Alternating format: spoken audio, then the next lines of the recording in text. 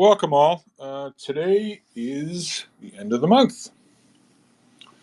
Wednesday, August 31. End of summer fast approaching. I couldn't resist with that song, Jackson Browne, Running on Empty. I don't know if that's an ode to Energy Secretary Jennifer Granholm or what, but thought we'd have some fun with it. We've got a tremendous room in store today. Dr. Anas Alhajji, no stranger to these rooms. He's given us so much of his wisdom this year. It's my pleasure to have gotten to know him a little bit. We had him in a room, many rooms, over the last few months. And his outlook, his prescient advice was really on point. He really needs a little introduction. He's world-renowned as being one of the leading experts on energy markets, prolific publisher, been an advisor to so many institutions. I don't have time to go through all his citations and accomplishments. It's just a real privilege to have him here with us today. And what I like about Anas, he's not one of these ivory tower guys. He's one of the few out there who has experience of, combines experience of being in academia, in the private sector, in the government, and the interface between OPEC, the Middle East, and North America. So I think he alone is one of the best perches on which to speak on things energy. So Anas, welcome. Good to see you as always. I know people are eagerly waiting to hear your remarks. I see we had quite a extraordinarily large group of people pre-register for this space. Got some smart cookies in the room here. Doomberg immediately to your right. I see KFAB is down there. Mark Newman. We had a great space yesterday on anti-ESG. So really looking forward to the next hour and a half. So welcome, Anas. How are you, my friend? Thank you. Hello, everyone. It's great. So Anas, I don't know, there's so much to talk about. The last time we had a space a few months back,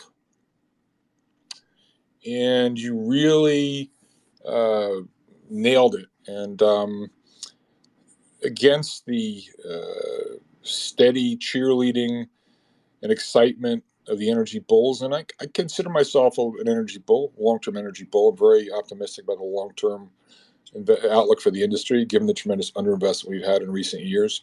But you alone, this was back, I want to say it was June or something like that, and you warned, and I think the price of oil was, 120, 125, something like that, WTI, and you called it.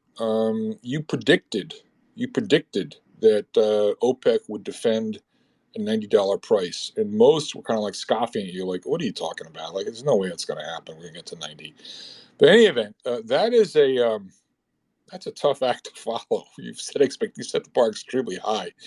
So I don't know where you want to go, but when you speak about oil, I listen. So Anas, I'm going to yield the floor to yourself and run with it, and we'll get into a nice dialogue, and then we'll open it up to questions from the audience. So take it away, Anas. Thank you very much. The fact is, I am bullish on oil, and I'm still bullish. We are just going through a transition period. And the problem we had through this transition period is that certain people keep pushing for prices during this transition. And that is really kind of harmful for a lot of people. So it was very clear that prices are not going to go any higher during this transition. But I am still bullish on oil in the medium term and the long term. And as I stated in your space and other spaces, that I am even more bullish on natural gas in medium long term than oil. What we have in the oil market basically is different narratives, and sifting through those narratives and sifting through the data is really tough. And just to give you an idea, if you look at the various, as you know, Bloomberg and others, they ask analysts every week, what they think about oil prices, etc. And Reuters does that too. And if you go through that, you find out that the results over the years are almost 50-50, which means that if you flip a coin, you will be just like as good as any other analyst. But and the other thing is, when you have a trend and you ride that trend, even Bozo makes money. So this is not the big deal. You got to compare yourself to those who, okay, you made 200%. Well, others made 800%. So yes, you can make money when the trend is your friend. Today we have an issue because we have a committee within OPEC Plus called the Joint Technical Committee, the JTC, and they met today and they issued a report, and the media talked about it, etc. And the report basically talks about a surplus in the market. And then we've seen some colleagues and others commenting on it, saying that this surplus is based on the target production, not the actual production. Well, this this this has been the case for a long time since the GTC was established. That's been going on. Why today all of a sudden is a concern for everyone, and it wasn't a concern before? The fact is, the same tables they've been issuing every month since the JTC was established, and the idea here is very simple. When the work of the GTC and the emphasis on the monthly meetings, etc., uh, were all around cutting production. Prices were very low, and therefore, whatever the commitment was, it worked. So the GTC work and those tables were fine as long as oil prices were low and everyone is cutting production. Now we have exactly the opposite story, and probably that work is not suitable anymore, and that's why everyone is talking about it today. So the issue here is, when we talk about the GTC today, they are talking about scenarios. They always talked about scenarios. They never talked about actual production. The fact is, they cannot even talk about actual production. Why? This leads us to a point that been mentioned before, and I'm going to mention it quickly here. That's why we have a failure with forecasts, and why I'm very bullish on oil and gas in the future, because all those outlooks from the IEA, OPEC, and others are based on the fact that the analysts take what the governments are saying as is. They cannot discuss the governments. They cannot tell them your plan is wrong, or they cannot tell them it needs to be modified or it cannot be applied. They cannot tell them that. And therefore, the JTC is not going to talk about actual production. They are going to talk about what they agreed on.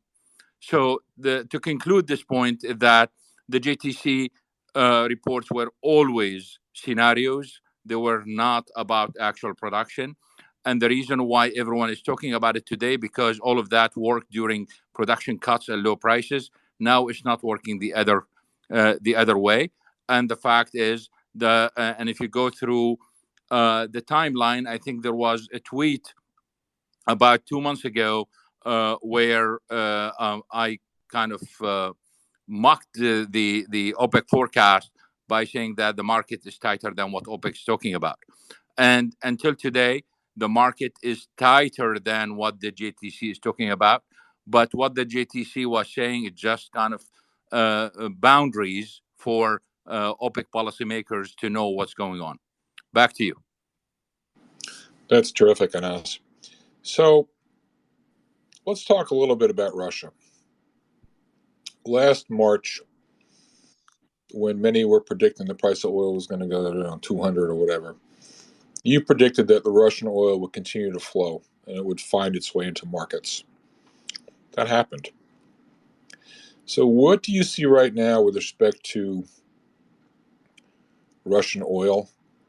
I saw something the other day suggesting it was actually production actually rolling over. I don't know. But what do you see more broadly with respect to Russian oil production going forward? And Sure. do you think EU sanctions designed to stop Russian oil flow by year end as planned. That's actually going to happen, or is that just open mouth operations, as I call it? A couple of points here. The reason why I said this in March, because I spent a great deal of time doing field work. And many of you basically heard me saying this before, so I'm kind of like, I feel I'm repeating myself over and over when I say that I've done the field work. The field work on sanctions and smuggling is one of the most fascinating things you can study in life. That's just amazing. And you can, and the reason, one of the reasons why you think about loading oil into a 1 million barrel tanker, or literally carrying it on a donkey. And so you can see the difference between the two and why it is exciting. Some of them basically on motorcycles and others. But the issue here is uh, the Russian production started decreasing. So it is decreasing, but it's not decreasing in millions, or it's just decreasing small amounts, probably 100, 150,000 every couple of months. They cannot maintain current production. This is a fact. But the decline, the big decline because of sanctions, this is just hype. Sanctions never worked, and sanctions always increases the price for the smugglers and the middlemen, and therefore there is incentive always to smuggle this oil. There is a massive incentive to India and China. We've seen the Minister of Foreign Affairs in India basically talking about this. And by the way, I like this guy because he kind of, he's different from the others, where he just frank about those issues. Where he said, "Look, this is heaven for us. We are getting oil at $70 while oil is 110. Are you kidding me? I'm going to take it. I'm going to buy it. I'm going to store it. I'm going to stockpile." So it is good for India. It's good for China. It's good for the other OPEC members, including the Arab Gulf countries that are importing the Russian oil. Everyone is benefiting from it. So there will be a decline, but the decline is not that large. By the end of the year, supposedly the EU sanctions are going to kick in. We got to wait and see whether they are going to extend that or not. But the irony here, it really doesn't matter. And why it doesn't matter? There are several reasons for that. I will mention two. All of a sudden now, China is re-exporting LNG to Europe. Where that LNG is coming from? We've seen India sending crude oil and products to the United States, and we found out later it came from Russian crude, or it is Russian crude. So Russian crude is going to find its way to Europe, and I think some governments will turn the blind eye by design to avoid a crisis or disaster. Whether we are talking about mixing the crude or getting products at a higher price from India or China or other places, that oil is going to arrive and reach European shores no matter what. The other point related to that is three countries were exempt from the sanctions by the end of December, and those are in the heart of Europe, and they are landlocked, and they receive the oil from Russia via pipelines. And some European politicians already expressed concerns that the Russians will increase the flow in those pipelines, where those three countries will start exporting the Russian oil to the neighboring countries. So we are going to see all kind of things. And I can tell you from experience, when we talk about smuggling, nothing is going to stop smugglers as long as there is a dollar to be made. Back to you. Yeah, it's the old line from Charlie Munger, Warren Buffett's colleague. You show me the incentives, I'll show you the outcome. Let's move. We're going in rapid fashion here from one subject to the next, and I'm sure we'll backfill on some of these subjects. But I just kind of want to set the landscape here, and I'll have a few more questions for you. And then I think Doomberg's probably got a couple questions he may want to ask you about the impact of the drought and agriculture and all that sort of stuff and ESG. But let's move on now to the impact of the withdrawal from the SPR and what effect is that having on the market. And it seems to me it's pretty transparent. It's remarkable. Inventories are flat despite huge releases from the SPR. This is not going to go on for that much longer. So, just sum up for us. Give us sort of the summary version of what's most noteworthy about the impact of the SPR withdrawal on the overall energy market. Sure, great question. If you allow me, I would like to tell the audience that there are problems with Twitter worldwide, especially if you are hearing clicks or you are not hearing clearly. It is not from us. It's not from Georgia's side or Doomberg. Basically, there are problems, especially on regional basis. So probably the best way, if you are experiencing difficulties, is to get out of the room and come back. Otherwise, if the problem remains, then it is a Twitter problem. The other issue is if we are cut off for some reason, we will be back. When we talk about the SPR, people must understand the following points about the SPR. First of all, there is an optimal level to the SPR that is beneficial to the country in terms of economics and politics if you believe in it. And why I say if you believe in it, because the SPR at the end is a subsidy to the oil industry. And one of the things that kind of very hard to understand is why the Democrats and environmentalists are not raising this issue. They always talk about the subsidies to the fossil fuel, but they ignore the SPR subsidy. It's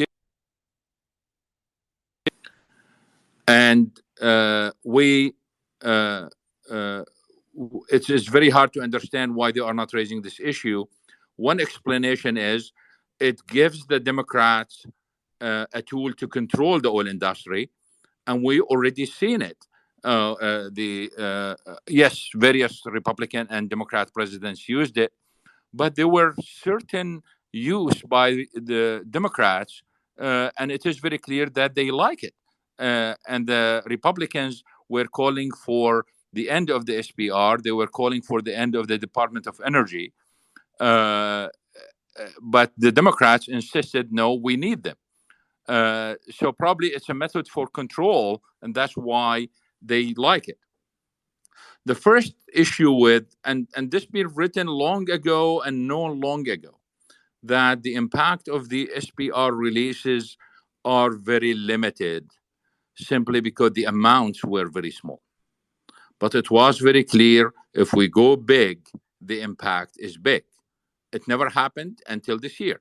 We got 180 million barrels planned to be released. We've seen most of it being released. And the impact of it is like this. It did prevent oil prices from going above 140, which means that the bulls basically who were expecting it to go up, I'm talking about the prices to go up, they had a case. But once the SPR was used, there was no case after that. So at first, it prevented prices from going up.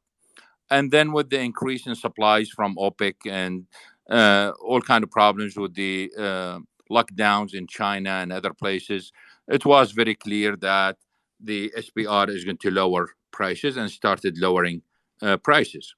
And one of the issues here is that the impact of the SPR is cumulative on prices.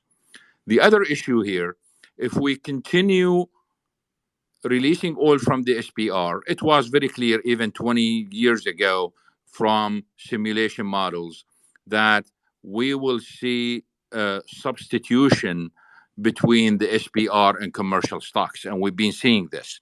So there is a certain range.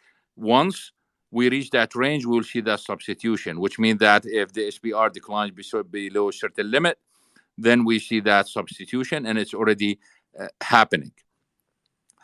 The confusion right now is about the refill of the SPR. People are saying, okay, they are going to refill the whole thing. No, they are not going to refill the whole thing. They are going to we are going to see a partial refill. But if you read the language, all you get to do is just go back to the original press releases and read the language. That's fine print. Read the fine print. The fine print basically is saying when demand decreases and when prices decline. And based on various evidence, to me, I think that price, the threshold is $53, which means that we need prices to decline to 53 or below until we see the government coming back and refilling 60 to 90 million, no more. The fact is, we do not need 700 million or anything near 600 million barrels in the SPR. And the reason is the shale revolution. We added 8 million barrels a day in 10 years between 2010 and 2019. 8 million. That did not exist before. And the SPR, the problem with the SPR is it's a mix of sour and light. But as you all know, that the shale is light sweet. And we don't need that much light sweet crude in the SPR. So the objective here is to lower the SPR on one side and change the quality of the SPR and get more sour crude into it, because that's what we import. It was designed to replace imports. And most of the imports now are sour, and most of it basically is medium and heavy. So we are going to see a change once they refill. When the price is low, they are going to refill, partial refill. The impact on prices at that time depends on several factors. It's not like a clear cut like when it was released in massive quantity. And the impact basically depends on several factors. One of them is if the prices are declining and they continue to decline, the impact is different from stable prices. So if you have prices in the 50s and the government start buying, that's different from prices going from 70 to 60 to 50 to 40. The impact is completely different, which means that it most likely will create a floor somewhere when the prices are declining. If the prices are stable, yes, it is bullish, but the amount is small for a short period, and that's it. And the final comment on the SPR is the Secretary of Energy statement about trying to lock up the purchases at a fixed price in the future and the impact of that. That does not make sense, as I mentioned before, in economics, does not make sense in finance, does not make sense in politics. And her comment that this is going to benefit U.S. producers is a complete nonsense, because if you are going to fill it with sour crude, mostly medium, or medium sweet, if they are going to get medium sweet, they are going to import that. U.S. producers are not going to benefit from it. Back to you. Thanks, Anas. That's great. I'm going to ask you one more question, and then I want to turn it over to Doomberg, who's forgotten more about energy than I'll ever know. Let's speak about China a little bit. How do you see their role in energy markets, particularly in the oil market? Sure. China literally changed the oil market structure completely the way we know it. The way we taught our students for 20 years, the way we taught them the oil market and energy markets, it's all right now needs to be adjusted. I'm not going to say obsolete, but at least the basics are still there. But most of the knowledge we taught them basically need changed, and we need to change the curriculum and whatever we are teaching them because of the role of China. Historically, we always talked about the market. The oil market is not competitive, and there is no way the oil market is competitive. It is controlled by the large producers on one side. We call that oligopoly in economics. And on the other side, governments have tremendous control on that, either through taxes or through regulations. So the market is not competitive. And we always taught it that way. And when we modeled the oil market, we kind of like emphasize the supply side and its impact of the cost on the marginal cost and the impact on pricing. The problem is China, since 2018, it changed all of this when it started building massive strategic petroleum reserves, and its refiners, whether the Chinese majors or the teapot refineries, they became very active on the world stage, just like activist investors on the boards of various companies. So what we've seen basically starting in 2018, once oil prices exceed certain level, we've seen the Chinese government releasing a lot of oil from the strategic petroleum reserves and literally asking their refiners to be more active. Of course, they can control their refiners through the quota system. So the Chinese government became a big player as a buyer. That was not the case in the oil market for more than 140 years. So China came in. We have, for those who studied Econ 101, you remember the word oligopoly. Now we have what we call oligopsony. Oligopsony, when you have few buyers, have market power in the market. So China basically prevented oil prices from reaching 100 in 2021. And their idea was simple. Since the demand is seasonal and therefore prices are seasonal, I'm going to release the crude in the third quarter and the fourth quarter when the demand is very high. Then in the first quarter of the new year, the demand declines, prices decline, I'm going to refill. Well, they planned on that, and then Putin goes to Ukraine and prices go through the roof in the first quarter. So they got stuck. But later, they got lucky because of the sanctions. So this is one of the ironies of the Western sanctions, is that they benefited China greatly because China was really stuck. The SPR was very low. Their commercial inventories were very low, and they got stuck. But with the Western sanctions, they were able to replenish their SPR and their commercial stocks in a big way. And now they are waiting. So for those who are capitalizing on the idea that the US SPR withdrawals are going to stop toward the end of the year, regardless of the exact date, whether October or after, well, I have news for you, because China is going to use its SPR. And they are going to use it the same way they used it before. They used it in 2018, they used it in 2021, and they used it in 2022.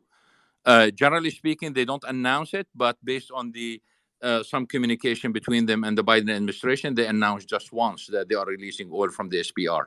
But we see the data and we see the destocking taking place. So I think once oil prices start going up again, or once the U.S. ends the SPR withdrawal, they are going to start releasing oil. So that's the biggest role.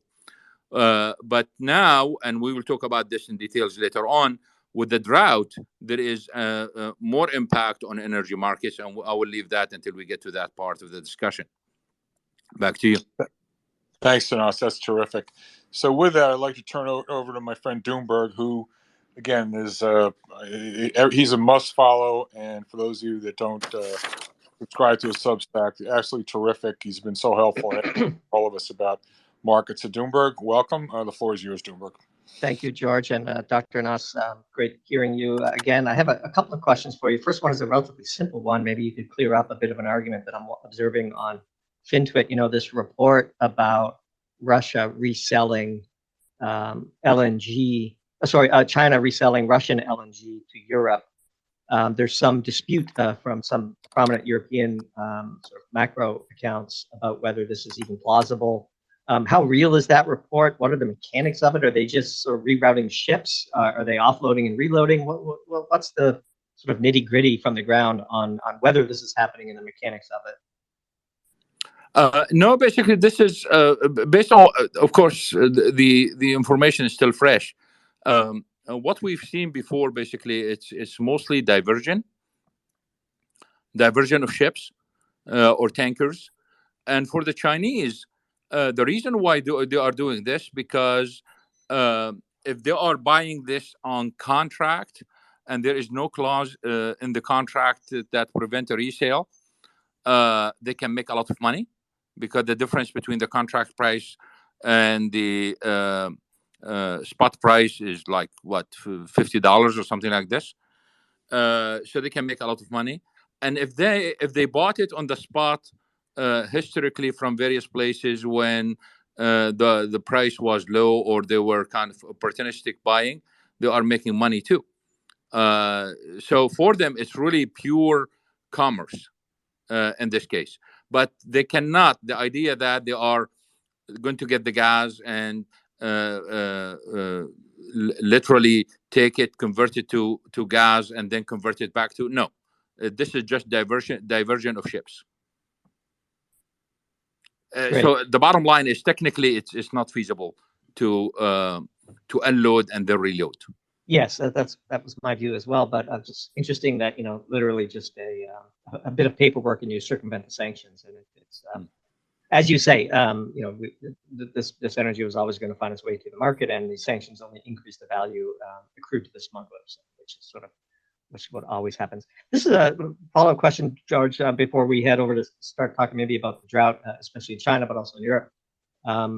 Luke Roman was out with a very provocative report on Friday about the potential use of gold for partial settlement for transacting in Russian oil, and perhaps that Putin would be giving a sort of a higher price for the partial payment in gold than the current sort of LBMA price that you see in London or in New York. Is there any whispers in the Middle East about the value of gold versus the euro or the dollar in transacting of oil, or is this just sort of whispers of conspiracies of analysts over here in the U.S.? Generally speaking, if you look at the major oil producers in the Middle East, by the way, Doomberg, your voice is cutting off. So this is what I warned about earlier about Twitter problems in certain regions. Yeah. If you look at the currencies of the GCC, for example, the Gulf Cooperation Council, all their currencies except Kuwait is pegged to the dollar. So in a sense, there is not much room there. Kuwait's currency is pegged to a basket of currencies, and the dollar constitutes most of it. So they don't have that much room.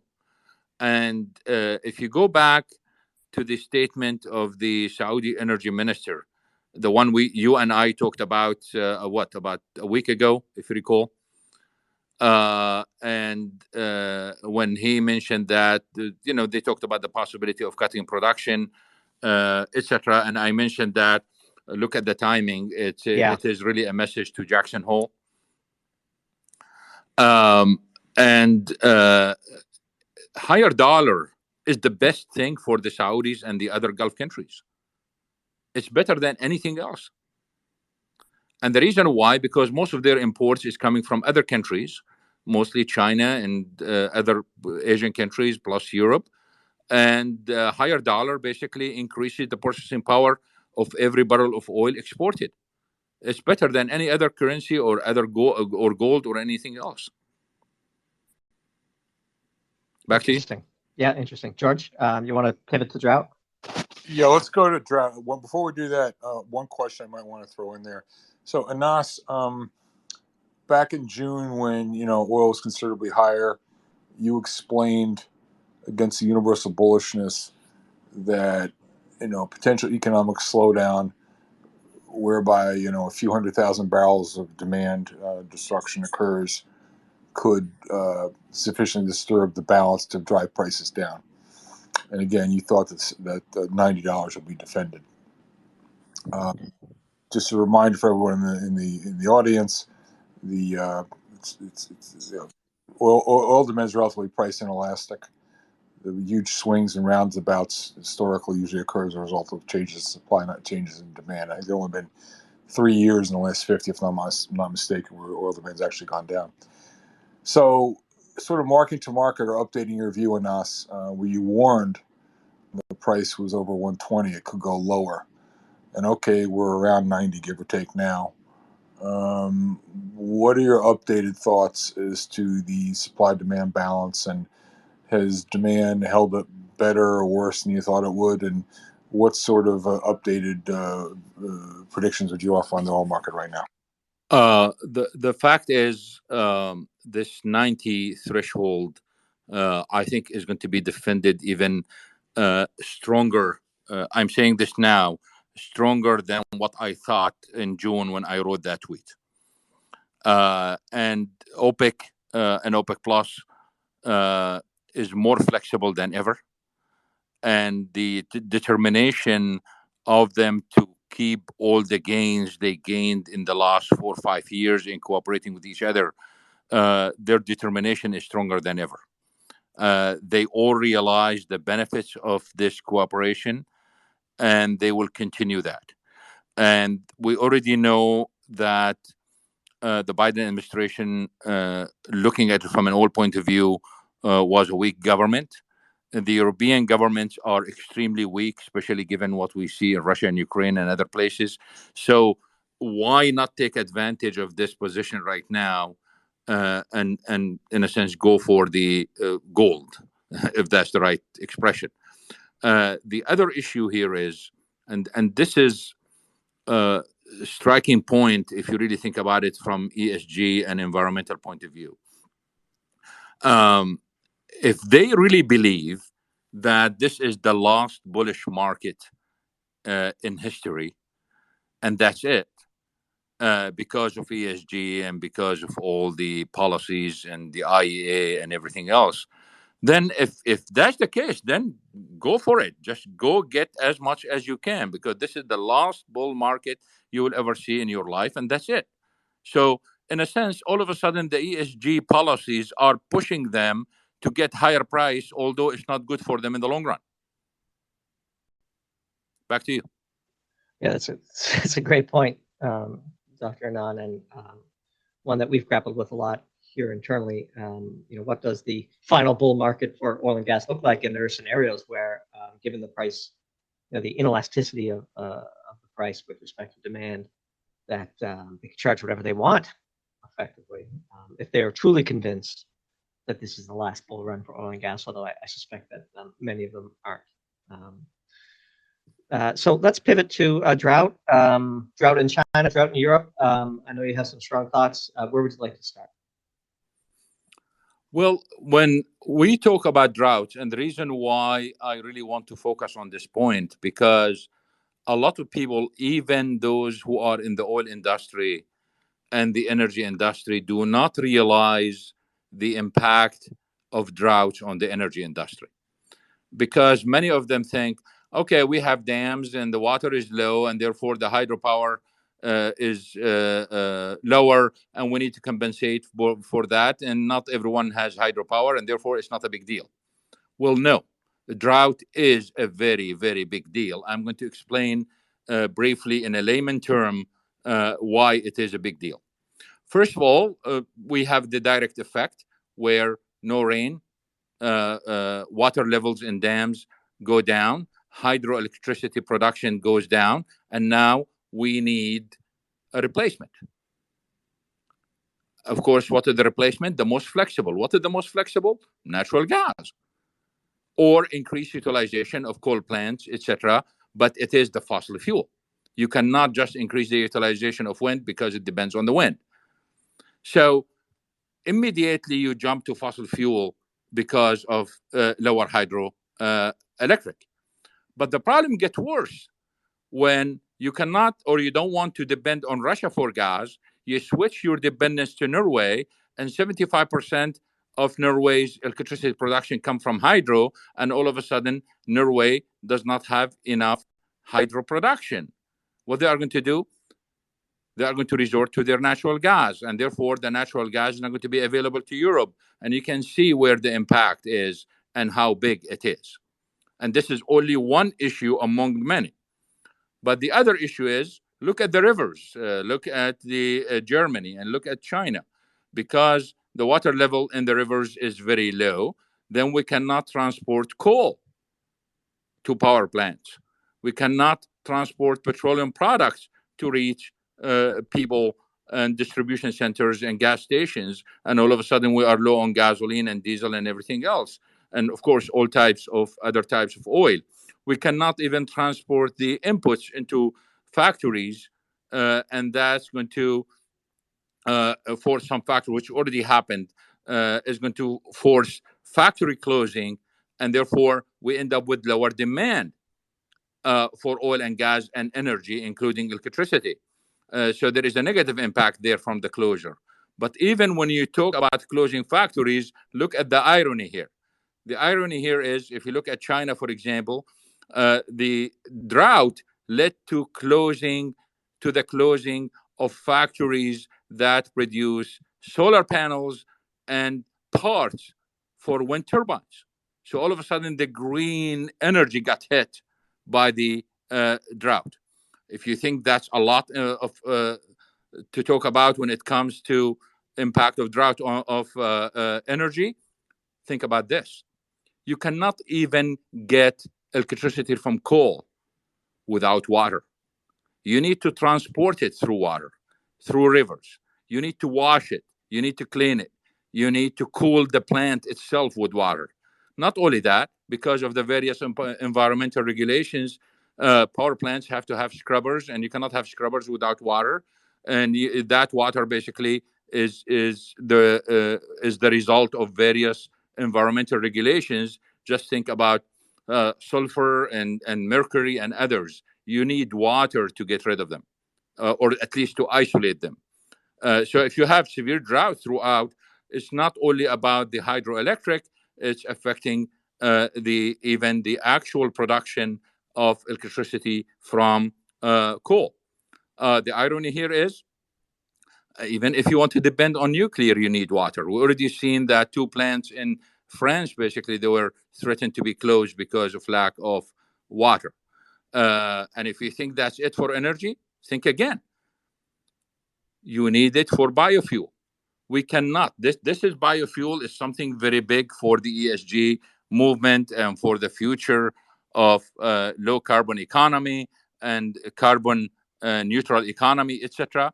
Well, now you cannot have biofuel because you cannot have the plants. Why? Because you have a drought.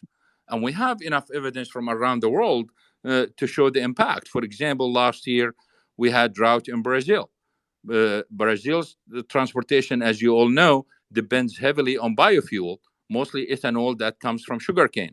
And because of the drought, sugarcane production declined, and they couldn't produce as much sugar or ethanol, and they had to import ethanol from the United States.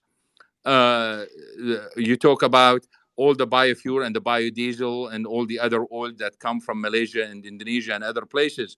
That's all need water. Without water, we are not going to have the biofuel.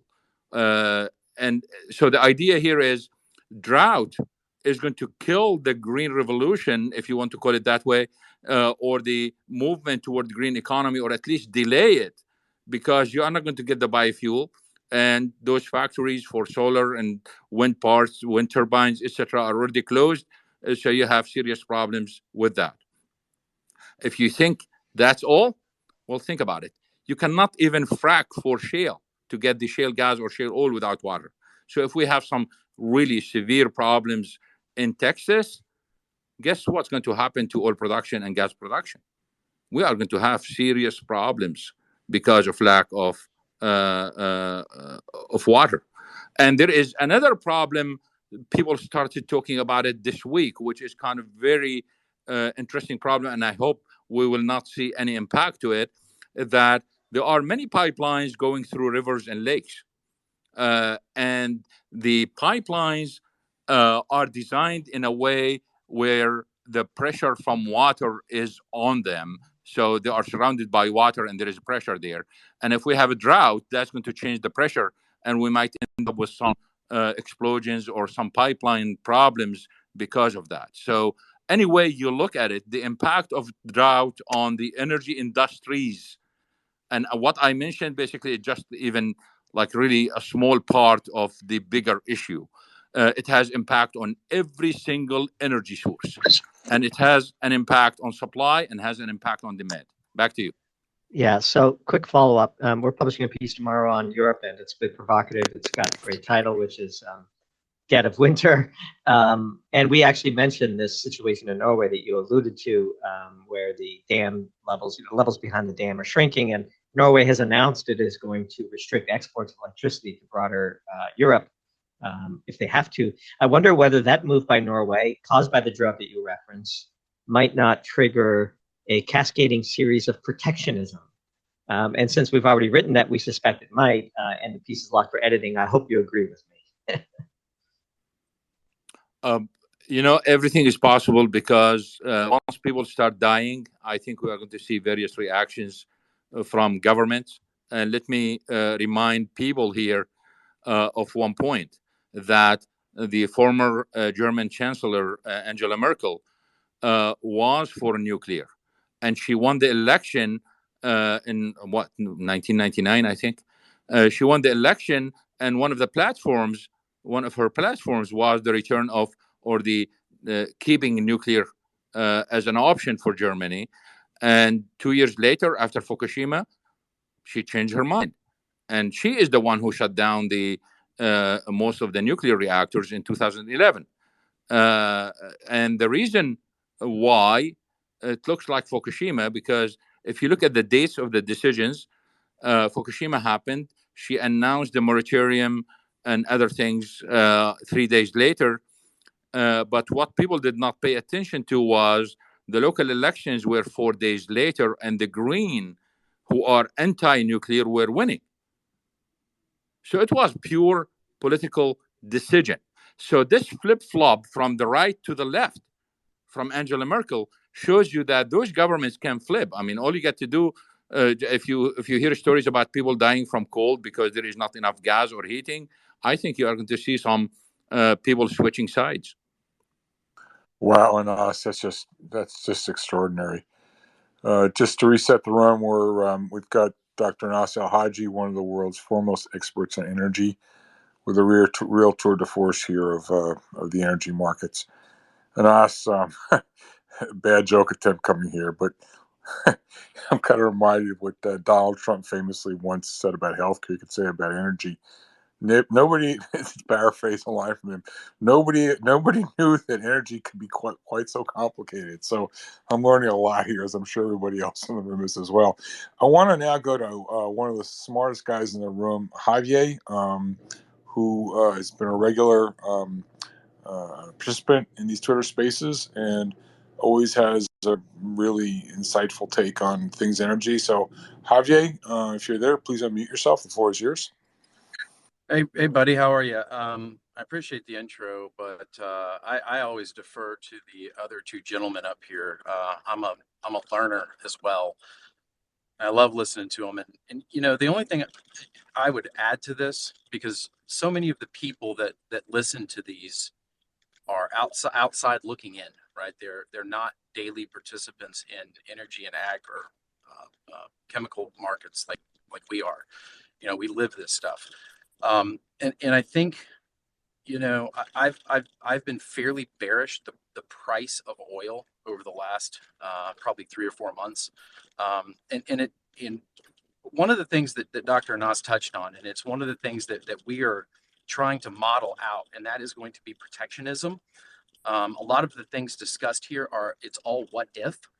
And one thing to remember is that WTI and Brent are very generic, very public, very forward-facing summaries of a global microcosm of millions of data points a day, and it's thousands of products, thousands of supply and demand sheets, thousands inch web where with little tiny pinpricks of breakage points or crack circuit, they can spider glass into large problems.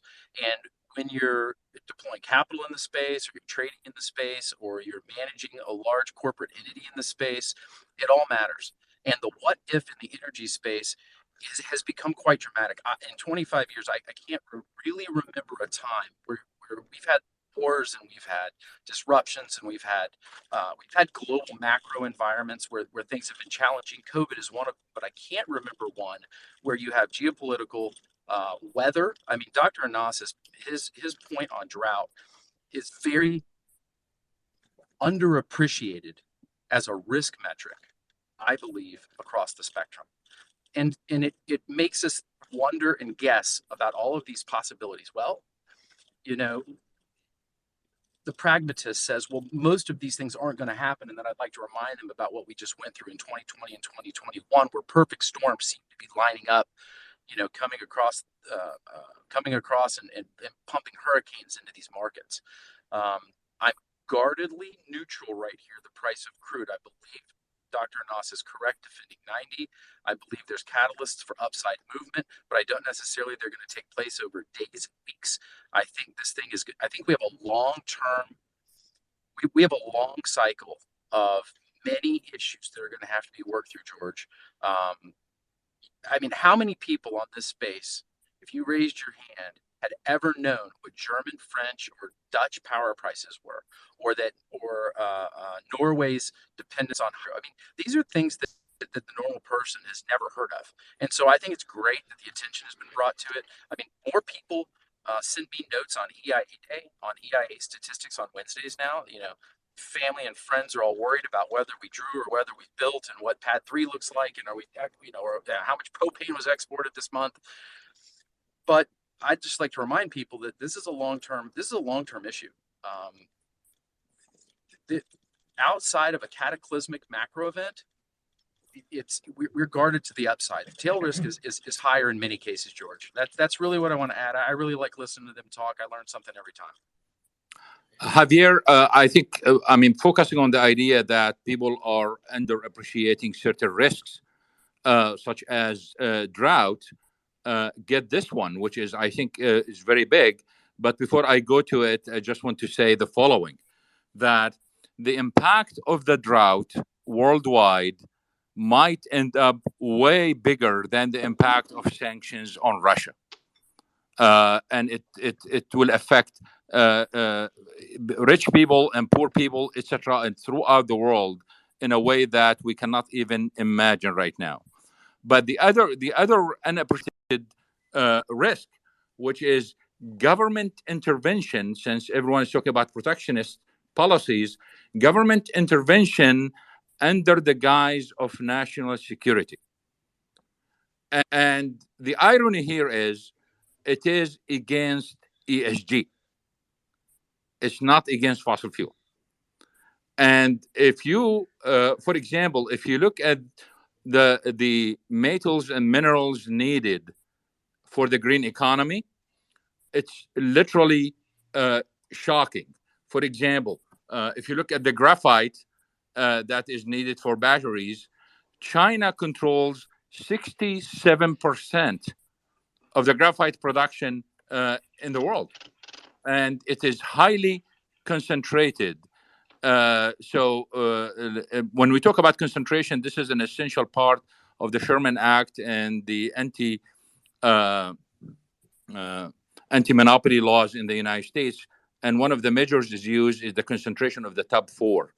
And if you compare the concentration in the top 4 throughout, when you talk about graphite or lithium or cobalt or nickel or copper, etc., it is almost double the concentration in oil and almost double the concentration in natural gas. So for graphite, for example, I'm talking about production, 67% comes from China and none of the countries in Europe and none in the United States, while we see the ESG policies in Europe and the United States. So from where they are going to get that? If you look at reserves, number one, probably some people will be shocked at this. The number 1 country in reserves in graphite is Turkey, Erdogan. And number 2 is China, again. So notice that China is appearing in all of those. Number 3 is Brazil. Number 4 is Madagascar. And number 5, Russia. You go to lithium. 52% of the lithium is produced in Australia. And if you look at Chile is about a quarter of the global production, Australia, etc., you see about 90-something% is produced by the top 4. You look at reserves of lithium.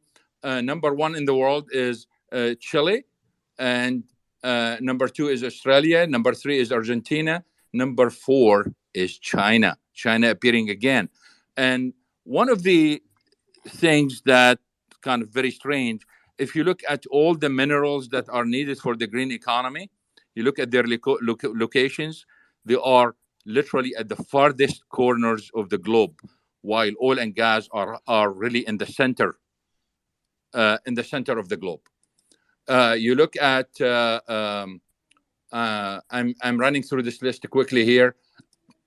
If you look at Cobalt, the Democratic Republic of Congo produces about 51% of the cobalt in the world. Let me point this out, that people who are afraid that the Middle East is really on fire all the time and we have political stability, etc., wait until you see the Democratic Republic of Congo and then talk about the Middle East, because that country is a big, big mess. You look at the reserves. Number one,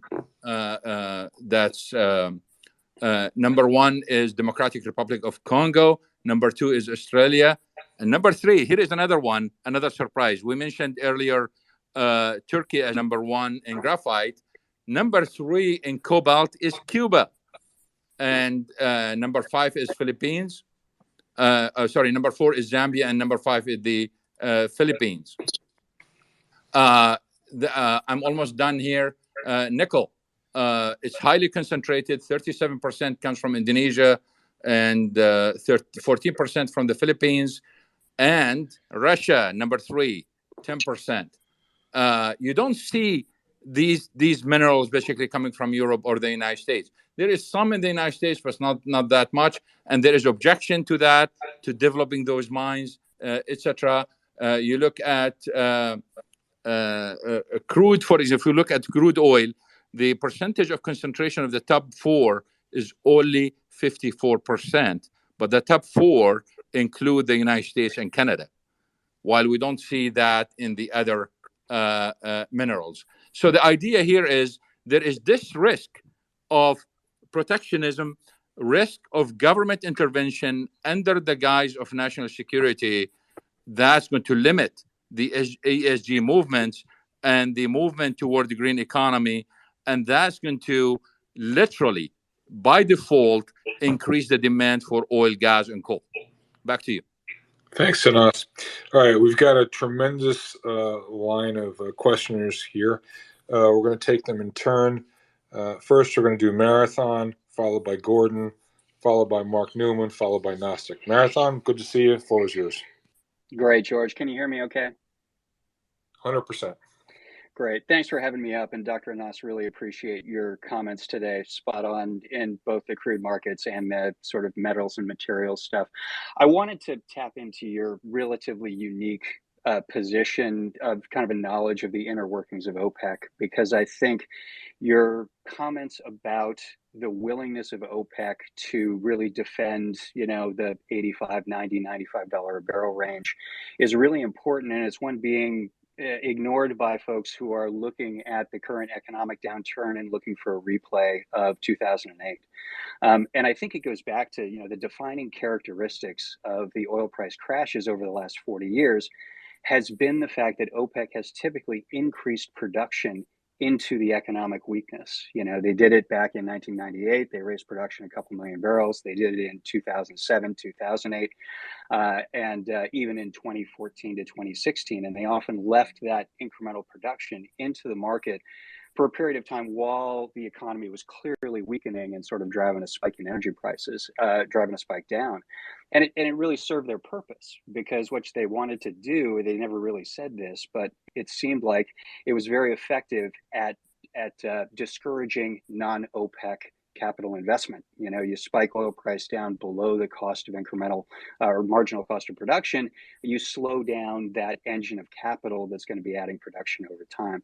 It seems like, and maybe this is what you're reading between the lines, is that they don't need to do that anymore. ESG and decarbonization movements and the discouraging and even sort of bastardization of the traditional hydrocarbon sector is doing that for them. So they now can be in sort of a revenue maximizing position and not worry about having to spike the oil price down, because they don't need to anymore. So I'm curious if A, you think that's part of the case here, and B, if what it would take for that to really change. So appreciate your thoughts. Great question. When I talked earlier about a change in market structure when China started using the SPR as a tool, as a buyer, let me remind everyone about the two major changes that we've seen in 2021. One of them is China, and we already talked about it. I'm talking about the Chinese behavior in the oil market. But the second one, and I think those are really the two most important highlights of 2021, is that for the first time in history, and this is back exactly to the point you are raising, for the first time in history, we've seen the large oil producers in OPEC with spare capacity respecting the market share of others who are not able to meet their quota. Because historically what happened is every time prices went up and some OPEC members couldn't increase their production to meet their quota, the big guys took their share. And that contributed to the friction within OPEC and contributed to decline in oil prices later on. So we've seen a completely new behavior, which constitute a change in market structure, by the way, from OPEC, that those countries are going to stick to their quota no matter what, and they're going to respect the quota of others. Now in 2022, and I know most of you are going to hear this for the first time, so mark this. In 2022, for the first time in history, we've seen OPEC, what I call OPEC three-leg policy. And this is going to be a very impactful policy that constitutes another change in market structure. What is the OPEC plus three-leg market policy? The first one is when OPEC meets and they announce production or whatever that production is. And then after that, we end up with Aramco OSP, that's official selling price. The three legs basically are, the first one is OPEC meeting, whatever comes out of that. The second one is the Saudi OSP, and other countries will follow with their official selling prices, like Kuwait and Iraq and the UAE and Iran. And then after that, we have the actual difference between supply and production. If you really want to understand how the physical market is going to operate, you cannot separate those three legs from each other. This is very important for the analysis of the oil market. Why? Because they can decide to increase production, but they can nullify that by increasing the OSP. Because when they increase the OSP, there will be no demand, and therefore there is no reason to increase the production. They already decided. And whatever the case is, we have to wait and monitor the production and shipments to see what is the actual behavior on the ground, because they are limited by OPEC quota in terms of production, but they can play with supply. Supply is different from production. For example, they could have, might have oil in storage. They can supply that, and that's not subject to OPEC quota, so they can increase production. Or they can literally produce and not export and put that oil in storage. That change in supply. And what we can see from this policy is that since their consumption of oil increases markedly in the summer because of the heat and the demand for cooling, by the end of the summer, they don't need that anymore. So they either can go for maintenance and reduce production, or they can literally divert that from domestic consumption to exports. And by doing so, they are changing supply, but they are not changing production. So that's what the OPEC plus three-leg policy is: the decision of OPEC, the OSP, and then the actual supply and the difference between supply and production. Back to you. That's boy. That's really getting in the weeds. Thank you, Anas. That's That's phenomenal. Okay, we're going to do Gordon and then Mark Newman. Gordon, the floor is yours. Please unmute. Hey, George, thanks for the question. Anas, great stuff. I just had a broader question, Anas, on uh, climate change and the approach that the world is taking. I'm reading this book, False Alarm, and there's a lot of good points made in the book. But one of the main points he makes is that, one of the key arguments that is made by the EIA and other energy organizations is that solar is the cheapest form of energy. But there's a caveat to that, that it's the cheapest form of energy at a certain time of day, when the sun is out. It's not clearly when the sun is down. And then there's also arguments that climate change is going to bring about rising sea levels. But a point he makes in the book is that due to money spent to fight things like rising sea levels, hurricanes, et cetera, people becoming richer. If you think about the Netherlands, they spent 10 billion. It's actually underwater right now, but they've been just fine. And his point is that instead of spending money on things that don't really work, like EVs and solar, the world and we should be spending money on things that do work, like remediation of things like hurricanes, et cetera. Have you thought about that? Is that something that you think is important? Is that something that you think global leaders are thinking about? Thank you. From my point of view, the failure of some of those policies mean by default increase in demand for oil, gas, and coal. And that's not being counted anywhere, and therefore we are going to head for energy crisis. So regardless, because these issues are debatable and, etc., my view is, I don't want to get into those debates. What I know is the following, that we have very high pollution in our big cities, and that must be reduced. I have no problem converting all the fleet in downtown to electric, regardless where that electricity come from, whether coal or anything else. But the downtown is cleaner, and that makes sense. So cleaning up the cities, basically, regardless of the source of energy, is the priority, in my view, relative to all those meetings and negotiations, etc., etc. We know that this pollution in the cities is really harming a lot of people, and we can do a lot of things to do it. So the idea here is, tell me you are buying electric vehicle because you want to clean the area around your house and around your neighborhood, but don't mention the word climate change, because it does not make sense for some people. But if you tell people, look, I really want the downtown to be clean, everyone is going to believe you, and people will support you. And it's credible, because we've seen some downtowns around the world that's being cleaned up, and you can see the sky before you couldn't see the sky. So this approach basically makes better sense.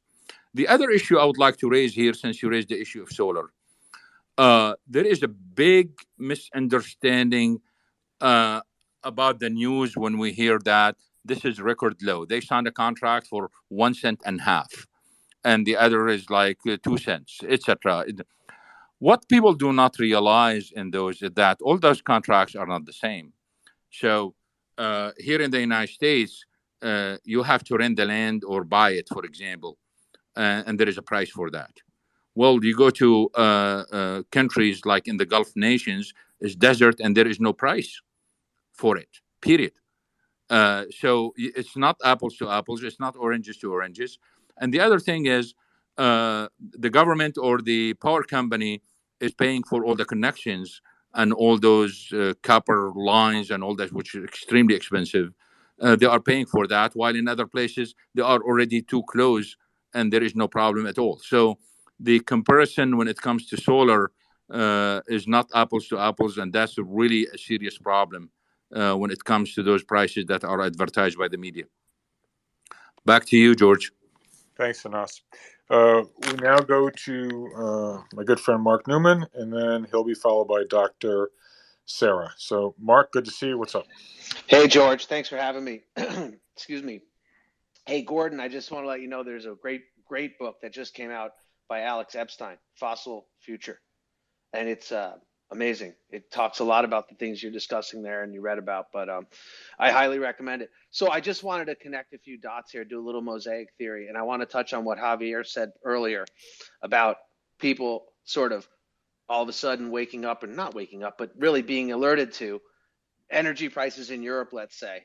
And it rang true to me from last Friday when Doomberg mentioned Bangladesh. And I lived in Japan for 7 years. I traded a lot of products around many exchanges around the world. So I consider myself, pretty aware of things and on a global basis. But I think Javier brings a great point. I mean, if I said to people a year and a half ago, watch Sri Lanka, it's going to matter in the globe, people would be like, what are you talking about? But I think it's really important. And I thankfully had the pleasure of speaking to Dr. Alhajji a little earlier. And he and I were discussing sort of national security issues and interest masked as something else. And look, at the end of the day, U.S. submarines run on nuclear. And the U.S. military, probably, I don't know the numbers, but the Hummers and the tanks and these kinds of the planes, they all still run on what's probably fossil fuel, right? So I find it really interesting that they're telling everybody that's not stuff for you, but they need it as a national security interest. So I kind of liken it to, Dr. Alhajji hit on it earlier. It's sort of an ESG thing on some level, clearly, but it's all gone a bit supranational now. And Dr. Alhajji mentioned, Cobalt in Cuba. I hadn't really thought of that. That's above my pay grade. But we're heading into a period where the hard materials, fossil fuel, nuclear as well, but materials, minerals, rare earth minerals are becoming super important for everybody. And I would love to hear, Dr. Alhajji or Doomberg talk about the sort of masking of all this stuff as we're going to need this hard stuff to make our sort of societies run. And the national security interest, excuse me, it points to me to this sort of sovereign bubble that we're in, right? And you can start at the debt levels, right? Debt levels around the world are just unsustainable. But then now everyone's clutching and grabbing for the minerals, for the fossil fuel, for the nuclear energy, and trying to solve it. When I kind of wonder, where is it going in terms of commodities and fossil fuel, in terms of national interest and supranational battles? It doesn't feel like we're headed to a good period in that regard. And I wondered if someone wanted to connect the dots a little further there. Mark, I would like to add one more point to what you said, because the Biden administration is aware of this national security issue, and therefore they decided, okay, we are going to produce our own lithium, and we're going to do this, and we're going to do this, etc., which is good. But the problem is, once you start doing this, the costs go through the roof. And since Gordon earlier talked about I think it was Gordon who talked about or Javier, about the unappreciated risks. The problem is, once you move this to Europe and the United States, the cost goes up, that's fine. But there are other risks there, because you have all the environmental regulations risks, which is government intervention, and the unappreciated risks, even in the oil and gas sector, is labor strikes. We have more interruption in the oil and gas business in the democratic countries more than the countries with dictators. Of course, don't understand me here as I'm supporting dictatorship. No, but I just want to point out that we have more disruptions. Simply, one of them is the labor strikes. And the idea is, when oil prices go up and natural gas prices go up, and workers see the companies and the CEO and others making a lot of money while they are not getting any piece of the pie, they will go on strike. And this is the argument for, we've seen this from some Canadian politicians who were arguing by Canadian oil and gas because we have democracy and stable. Well, the data is absolutely against it. It was Canada that curtailed production. It was Alberta that curtailed production. We banned it. It was Alberta where we have major fires. Well, it's Alberta where we have labor strikes. So this is not to be taken against Canadian oil. I think the best investments today are still in Alberta. And for those, this is not an investment advice, but the Alberta oil companies are still really viable. But the idea here is, those politicians who do not understand the issues, by bragging about Canada or others being democratic and stable, They don't understand the nature of the business, and that's a big problem. Back to you, George. Thanks. So, Mark, Thanks. the only thing I would add, George, if you let me, No, go ahead, Doomberg. Go ahead. is one of the things that we're dancing around here, this issue that has not yet been spoken to specifically. During periods of relative energy abundance, where oil and gas companies in particular have overinvested in supply and prices are depressed, you can paper over a lot of stupidity and a lot of mistakes because you have abundant energy. So it's cheap to run mines. It's cheap to waste energy. We're not in such a period today. Relative to anticipated demand with the emerging middle class and the recovery from COVID, we're in a period of chronic energy shortage.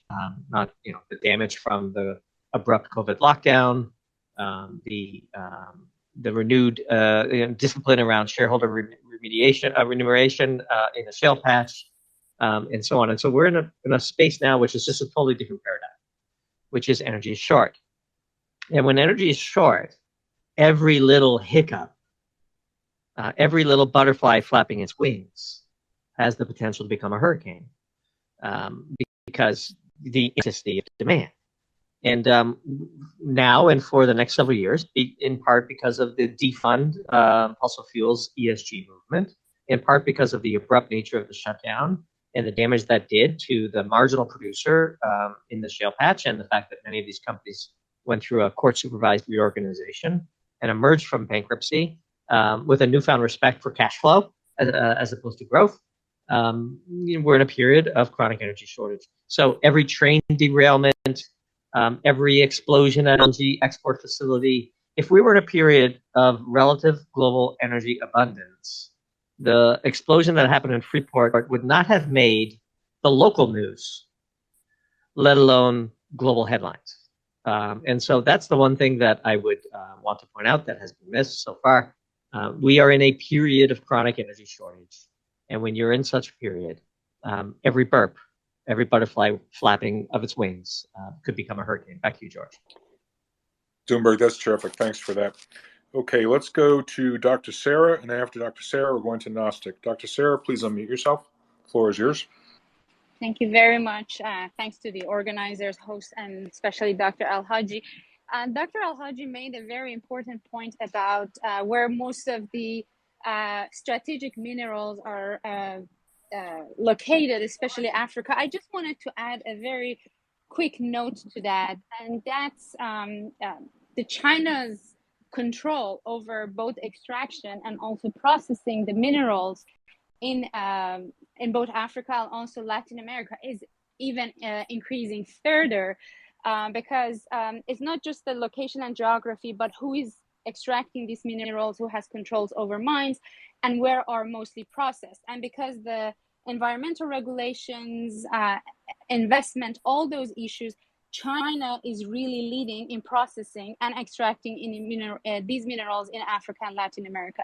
And as we're speaking now, the Biden administration has sent a message to most of African countries. I don't know if this has been a news or not. We know that through our network in Africa, they send a message to them, the Treasury Department, that if they don't stop purchasing grain from Russia or stop their trades with Russia, they're going to soon be subject to sanctions, and they have to start reducing their relation with Russia.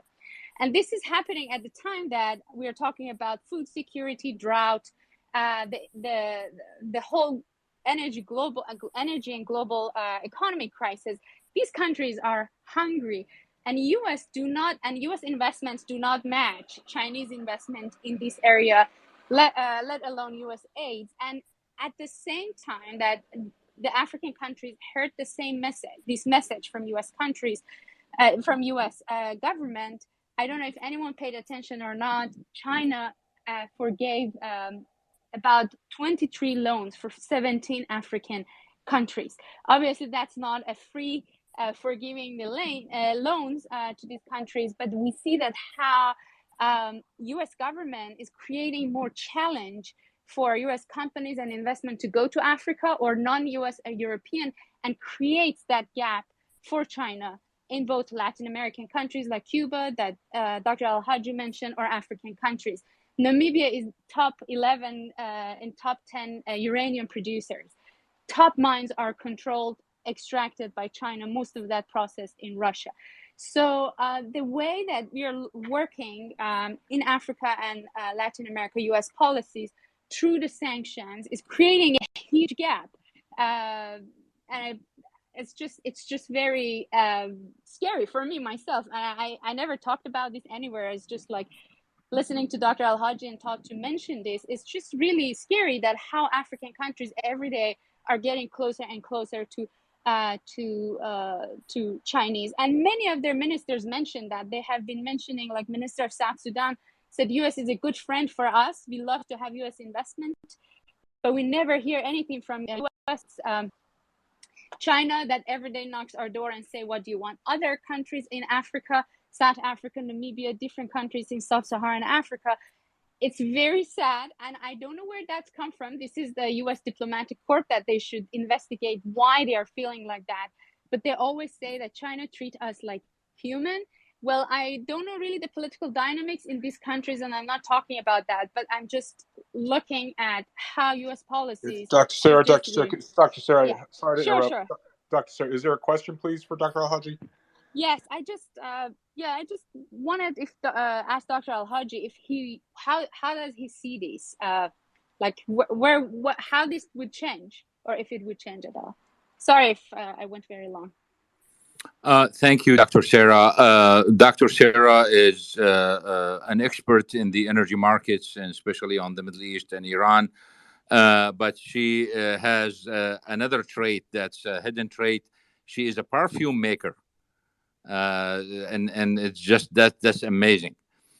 The issue here is when we look at energy security worldwide, China affected energy security because of its demand for oil and gas in recent years. But on the other side, it did help big time because its companies went to places where Western companies do not want to go. So there was a tremendous positive impact of those Chinese companies by going to places where the West do not want to go. And one of the big stories, I'm not going to here, but it's an important story, how the Chinese ended up in Sudan, which is right now, of course, South Sudan. They ended up because of the Christian right in the United States, and the government kept pushing U.S. companies, Canadian companies off the cliff until they decided to leave, and they sold their assets to the Chinese. So we did not lose the oil because they did not shut down the oil. The Chinese came in and expanded. So they contributed to the global security. The same thing applies to all type of minerals and mining, etc., etc. But of course, the same situation with Germany, Germany's dependence on Russian gas over the years. It just by default, it happened, and they ended up over 20 to 30 year period, depending on Russia, and we ended up with the current crisis. The same thing is happening with the minerals that we talked about earlier, and the one you mentioned, that by default, the Chinese ended up controlling those minerals in Africa and shipping them to China, where they process them there. No one paid attention to this in the last 15, 20 years. The same exact story between Germany and Russia over gas. Back to you, George. Thanks. Hey, real quick, George. I want to just chime in here. I don't want to go down this rabbit hole too deep, but Dr. Sarah, a lot of what you're talking about is overt, what I've liked to coin debt colonization by China, and in their quest to shore up their resource security. But some of it is even not just Africa and South America. In Nevada, there's a lithium mine that's closed called Thacker Pass. It's owned by a company called Lithium Americas Corp. Lithium Americas Corp, if you pull them up on Bloomberg and check out their largest shareholders are Chinese. Just your point is that it's more than just there. It's everywhere. Thanks for that, Javier. Okay, well, let's go to Gnostic, and then Gnostic, my friend. Floor is yours. Oh boy, George, you've got a tremendous panel up here, and most of the issues that and questions I was going to ask have already been asked, which I find amazing. That's why I went back down to listen. I follow, because of what I do, I follow China on an ongoing basis and have for many years. The Sudan, I think Dr. Kanash and I have had discussions about that previously, and the investors, the companies that were going to do oil in Sudan, were literally chased out, and they were chased out of financings from every country they entered into. And this was an effort by the State Department in the United States to sit down and chase them out of every country until finally the Chinese came in and took it over. And it was a shame. The difficulty with that is the Chinese didn't maintain the wells and were eventually kicked out by the Sudanese, and several other companies have now been asked to come in, but the wars that are going on are difficult. China 25 years ago put out a policy on rare earths that nobody listened to, nobody translated. We finally pulled it down, had a look at it, and translated it. And what it basically said is, we will produce rare earths really cheaply and really expensively and sell it to the rest of the world as long as we don't need it personally, and we can raise capital on an ongoing basis by doing this and capitalize our own country. And when we finish doing that, then we will restrict the export of rare earths. But this is notice to the rest of the world to make the effort to sit down and find your own rare earths and sit down and get them ready. And there's rare earths all over the place. Rare earths are not the primary problem. It simply takes a period of time to sit down and bring up the mines and get them working. Cobalt, on the other hand, is a very different situation because there are very few places. The countries named in Africa, Cuba. There's another country that wasn't mentioned in northern Africa that has two very valuable cobalt mines, and there's some other ones floating around. So again, when China goes in and starts doing what it's doing in places where product is not spread throughout the world, this becomes an even bigger problem. Dr. Sarah, you could probably answer this one. Our information is that the Chinese that went in and started working with Iran to work on our Iranian wells didn't basically maintain those wells and created problems, and have gone out. Simply, those wells have gone out of production subsequent to that, which has created problems.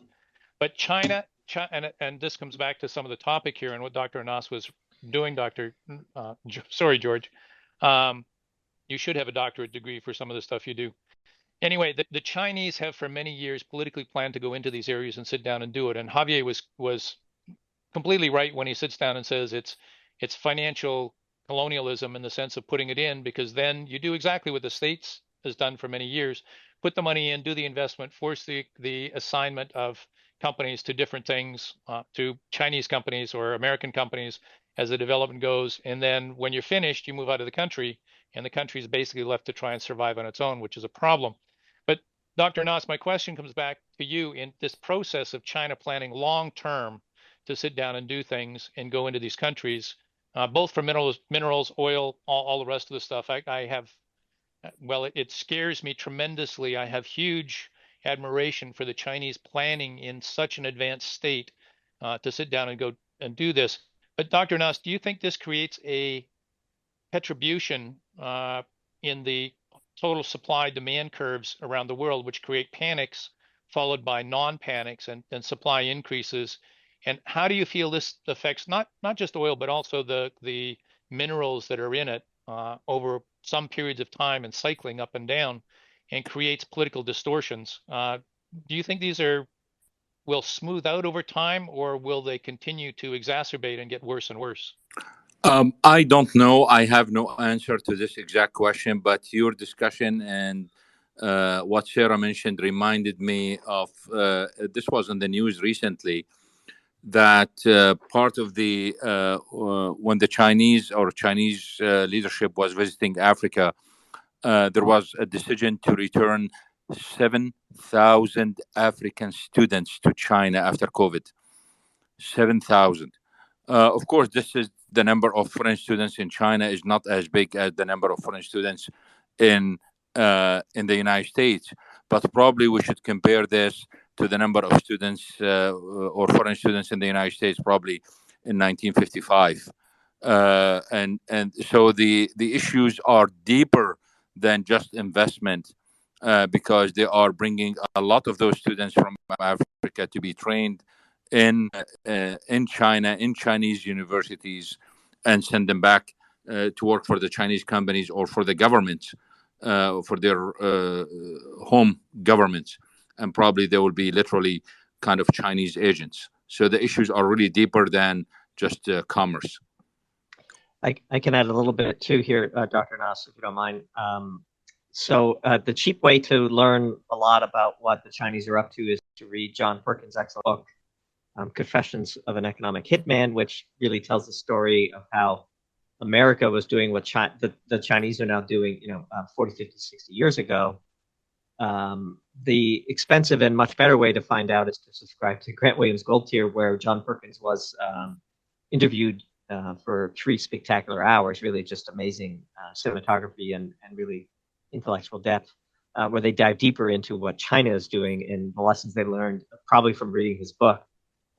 China is simply replicating the same sort of foreign debt strategy, natural resources that the U.S. did several decades ago.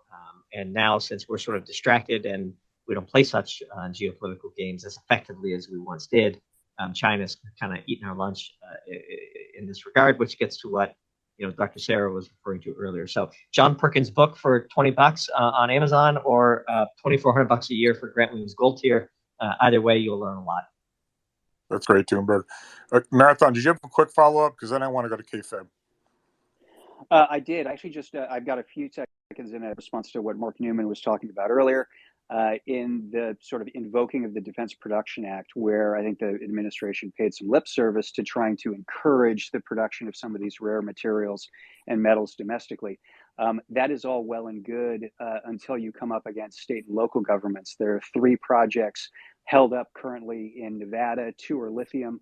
One's geothermal, so smack dab in the middle of the green revolution, that are all being held up for various reasons.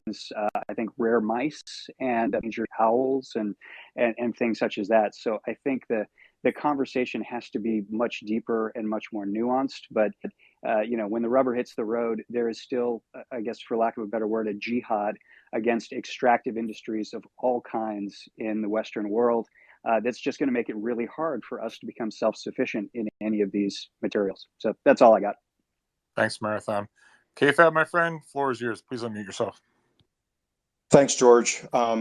As you know, George, I kind of live in the tails, and I understand and appreciate the comments from Doomberg and Anas on the right tail as far as energy and energy prices. My question relates specifically to the left tail, and I put a tweet up in the nest from Jeremy McCree from June from Raymond James. And I want to push back on the concept of the inelasticity of oil, because that is obviously the history. But the one kind of, outlier period just happened to synchronize global recession in the early 80s when oil demand went down 4 years in a row for a total of about 10%. So indulge me. I like Javier's input on this too. Conceptually, or if you do model these types of things, if we saw a 4 to 6% decline in demand due to a severe synchronized global recession over the next 2 years, what does that look like? I get all the structural arguments. I agree with those. It's more of the cyclical stress testing on the left tail that I'm thinking about. So to be extraordinarily clear, inelasticity works both ways, which is why we go from minus $37 a barrel to 130 in the span of 18 months on relatively small swings in supply demand. If you actually looked at the chart of oil consumed over that time period, if you draw it from 0 to 110 million barrels a day, that it's a pretty small squiggly line that led to that massive swing. So 100%, a collapse of the European economy as a consequence of their bundling of their energy policy leads to a global recession and crush. And then there's some perhaps President Xi's ascension to the permanent throne of China is disrupted, and there's chaos in China. The supply demand balances in inelastic commodities like energy are violent and bidirectional. So I don't want anyone to think that when we say inelasticity of demand, we think shortages means prices go up because excess means prices go down just as violently. And so, yeah, there's just be 100% clear. I totally agree. And we've lived through many such cycles in our career. And when you're in the commodity industry, you know that you're making all your money in 2 to 3 years over a decade. I'm glad you said that, because I think there's definitely a strong directional bias amongst the kind of energy bull, let's call it, culture, and don't appreciate that point that you just made. So that's why I like to keep bringing it up. I'll go one step further. People confuse Doomberg warning about energy shortages as Doomberg hoping for high energy prices. We have no investments in the space. We would much prefer far lower oil prices, because that means an abundance of life for humans around the world. We take no joy when our warnings are proven right. The piece we're putting out tomorrow, predicting how European politicians will take the worst choice given every opportunity in the next few months, is not one that we're happy to write. And nobody would be happier to be proven wrong than we are. $100 oil is not good for the standard of living of the median human on planet Earth. If the collapse of German electricity prices from their unbelievable high of 1,000 euros per megawatt hour down to somewhere around 500 is being put in our feed as though we have somehow been wrong or that this is bad. We would like European energy prices and electricity prices to go back to historical averages. We are pro-human. I love Europe. I've been to Europe dozens of times, know hundreds of Europeans. I wish them no ill will. We take no joy in foreseeing problems and then seeing them realized. We'd much rather be called alarmists and haven't been proving wrong. So anyway, that's just something I needed to say because of some shit that we've been getting on Twitter. But so go ahead, Dr. Nas. Let me clarify one point, because this is kind of really an important point. When we talk about price elasticity of demand for oil, we are talking about the relationship between the price and the quantity demanded, assuming everything else is constant. This assumption is usually forgotten when we talk about the elasticity. This is very important. At the same time, we have the income elasticity of demand, and sometimes they go in the same direction, and sometimes they go in the opposite direction. So they cause confusion in the market for those who are looking at those elasticities. The final point, this was my own research showing that the literature on elasticity of demand in the oil market for the last 45 years is flawed. And one of the reasons why it's flawed, simply because I know Kayfabe mentioned the structural changes. We have some major structural changes in the 80s that has nothing to do with the elasticity, simply because of the increase in prices in the 70s that led to changes of the production line in the factories and we changed the whole power system. We moved away from oil to other sources. So these are structural changes. But the point here is, if you want to talk about elasticity of demand, talk about it in terms of ranges, not as price for quantity, which means that, let's talk, for example, about gasoline.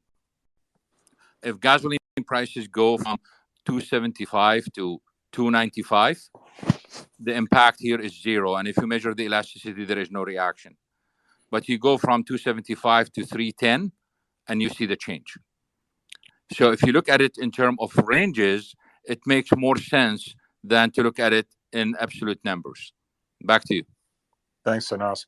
So Doomberg, I have one more question. I'd like to wrap this room up in the next 5 minutes or so, unless you want to keep posting it. That's fine. Okay, so Anas, my final question for you, the only one I have in my head right now, might be another one, but could you please speak to the impact of any potential Iran deal? Candidate Biden promised us a deal the moment he gets into the office, and he was not able to get a deal until now. And there are many reasons for that. And one of the main reasons, which was apparent from day one, is that no one is going to enter a deal only for the next president to nullify it. So why go for a deal? So that was part of the problem. The other part of the problem is, and this is kind of sounds cynical, the only way for the Biden administration to keep the Iranians on the table is to turn the blind eye to sanctions. But if they are getting everything out there and selling everything with the sanctions, why sit on the table? So I know this sounds cynical, but that's one of the facts. One of the problems we encountered since Russia went into Ukraine is that we almost had a deal in February, but when the Russians went to Ukraine and everyone was busy with Ukraine, they came back to negotiate in March, and the sanctions were imposed on Russia, and the Russians stopped the deal. And the reason they were for it all along. And the reason why, because they found out that Russian sanctions apply on Russia toward Iran. And Russia, of course, has major interests in Iran. So why go for a deal that's going to restrict Russia? So that's part of the problem. Now, the main question everyone asks about is what will happen to the oil market if we have a deal? First of all the Iranian oil that can be exported is out there, which means that if they sign a deal today, it's not going to have an impact in the short run. But in the medium and long run, they can add probably about 1 to 1.5 million barrels a day within 16 months. This is not a big deal. But if you, and that's strange enough to kind of realize what the media is doing. We had all kind of media reports talking about this 93 million barrels of floating storage. This is the global floating storage of Iranian oil. It's not necessarily even owned by Iran, because they were talking about China bonded storage or Singapore, etc. It's not necessarily owned by Iran at all, but the source of it is Iran. What Iran has today is about 45 million barrels in floating storage. Most of that is condensates, so it's not crude, and it is there simply because there is not a big market for it, because they already sold large quantities of that anyway. So anyway you look at it, even if that's true oil with API below 45, the amount is small. Think about it as just an additional SPR being released, and that's it. We've seen this before, and the impact, we are going to see knee-jerk reaction from the futures market for a few days, and that's it. Back to you. Well, Anas, I can't thank you enough. This has just been incredible. I'd like to point out that we've had over 1,500 people in this room at any one time, so this has been an extraordinarily well attended session. I'm sure there'll be an enormous number of replays, but I can't thank you enough for your insights. We salute you. I hope you'll consider coming back again in the future. The investors out there are far better for hearing your voice. We need more folks like yourself. So, in Doomberg, I want to thank you for hosting this. This has been great. I urge everyone to follow Doomberg, follow Anas. Javier, I always love hearing you talk. KFAB, Cantor, you came up here late, so otherwise we would have gotten you in here. But Newman, Marathon, everybody, this has been an awesome room. Thanks, all of you. We'll do this again before too long, and this has been a tremendous, tremendous session. So, good night, everyone. Take care. Be safe. Thanks, George. Thank you. Take care. Bye.